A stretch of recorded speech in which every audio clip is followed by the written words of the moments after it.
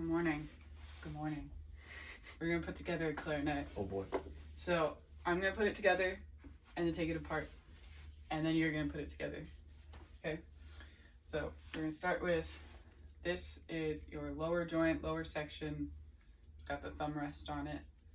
So hold on to the keys and grab your bell. It's shaped like a bell. When you put on your bell, or any section, don't push straight on. You want to twist a little bit, otherwise you'll rip the cork off. And then make sure that it's fit all the way in nice and tight. This one's a little tricky. You're going to put your upper and your lower section together. Whenever you put the upper section into the lower section, you have to press down on this bottom ring key. See how that pops out just a little bit? So this fits over top of this little guy. And if you don't push this key down, then you're going to bend one of them.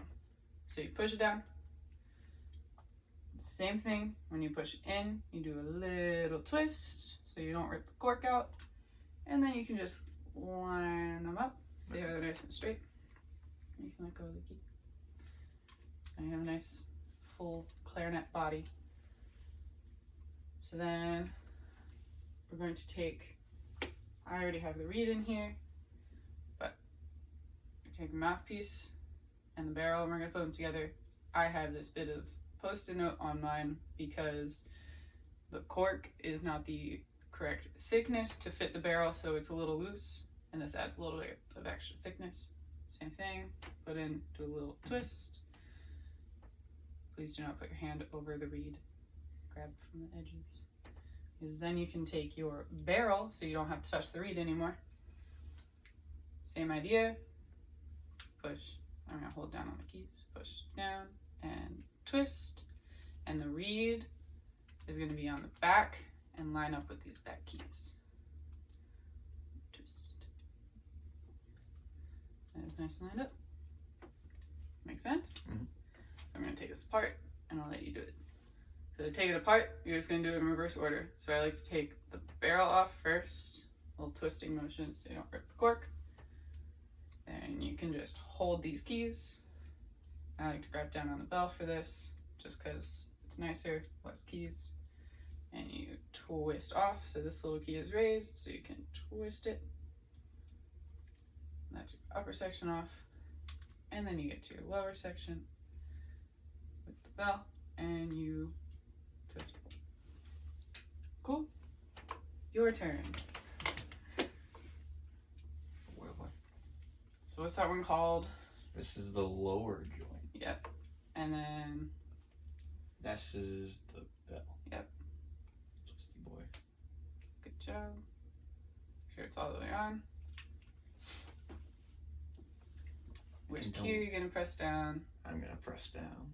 I'm gonna press down this guy. Yep, that's so nice. Second key. Yep.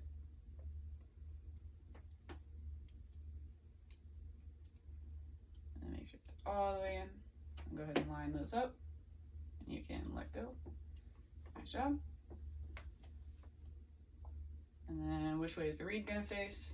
Towards the back. Yeah.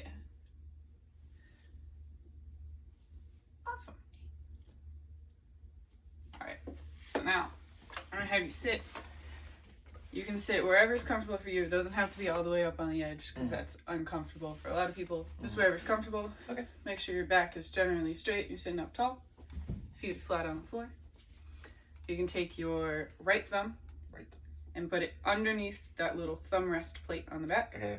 And then you can gently fold your fingers over onto the keys. Okay. Awesome. Now take your left thumb and you're going to put it on that circle key on the back and gently fold your fingers over. So it should be 2 keys and a hole. And then your pinky is going to go on, like float over top of these outside keys. Oh, okay. Yeah, and then, yep, that's the first one. Then you can hold your clarinet in front of you. Oh, yeah. Oh, yep, so perfect. The bell goes between your knees. Okay. It's nice and tall.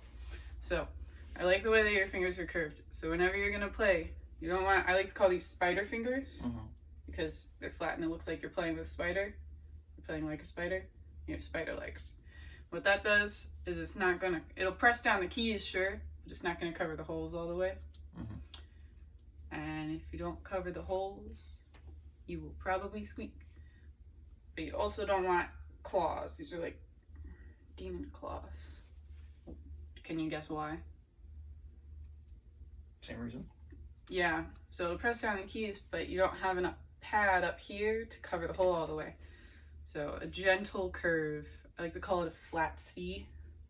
Mm-hmm. Yeah. Makes sense. Yeah. Yeah. Okay. So I want you to hold. You're holding the barrel. Yep. Great. So.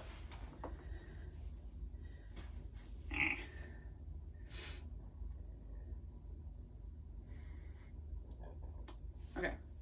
So I want you to go ahead and you're going to cover your bottom teeth with your bottom lip. Not all of it, just a little bit of it. And I want you to take the mouthpiece and I want you to place the reed in your mouth place the entire mouthpiece in your mouth where the reed and the mouthpiece kind of touch down here on the side. Go ahead and do that. And then rest your top teeth on top of the mouthpiece, directly on top of it. I want you to think about pulling your lips in kind of like a drawstring, so they're going to draw around the entire mouthpiece. Great.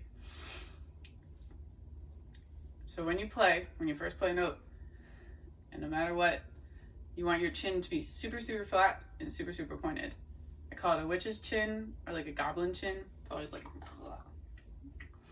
yep. So make sure that your corners are super, super tight and drawn around. And it should be equal pressure all the way around.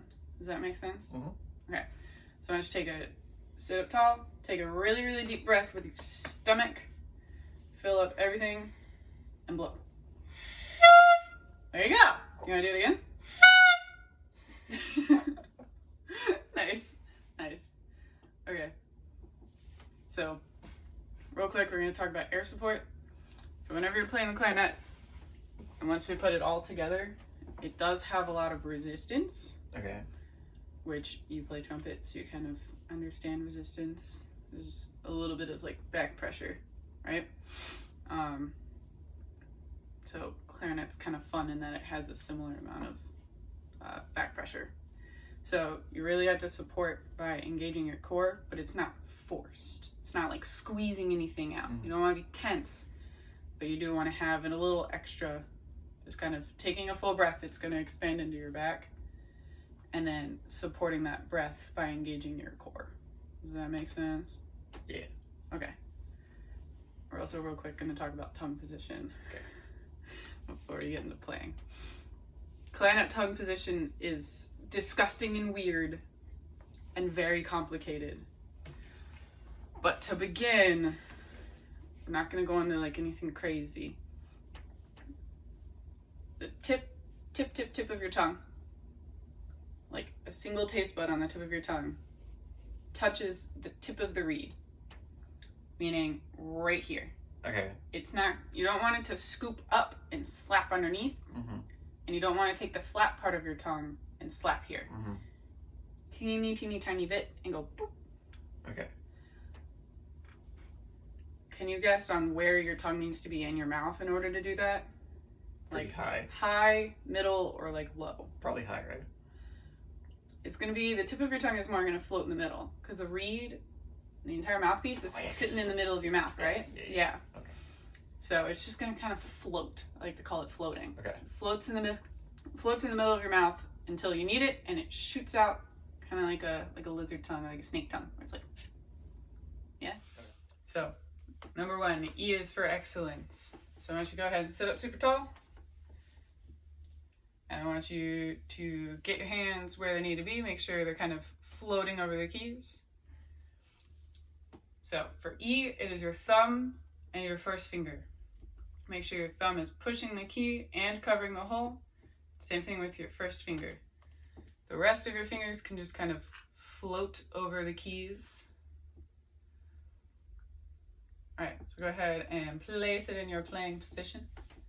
Take a nice big deep breath and go ahead and play number 1.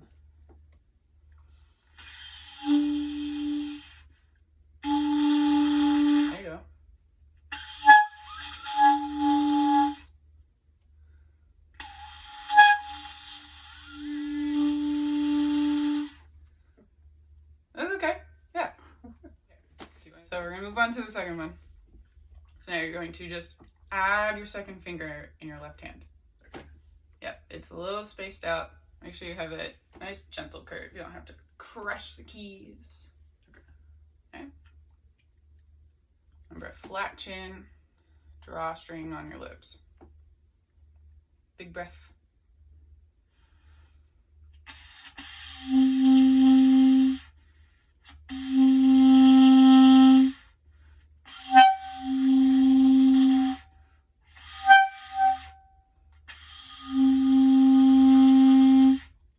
There you go. Double decker. This one is going to be alternating between first finger E and second finger D. Remember, flat chin, drawstring lips. Take a bigger breath than you've been doing.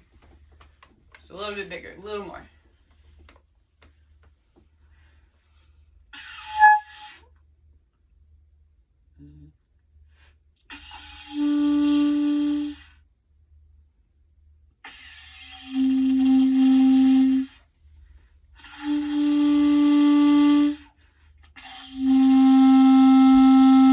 There you go, that was really nice. All right, number 4, seesaw. Can you put in D? Yep, and then just add that third finger. So this one doesn't have a key, so just make sure that you're covering the hole all the way. Okay. Yeah. And then this bottom hand, relax them fingers, boy.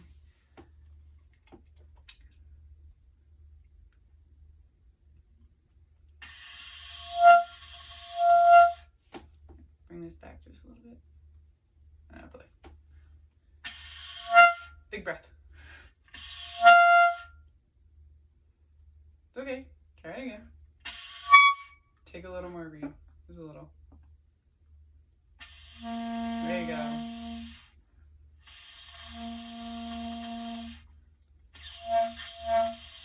Big breath for the last one.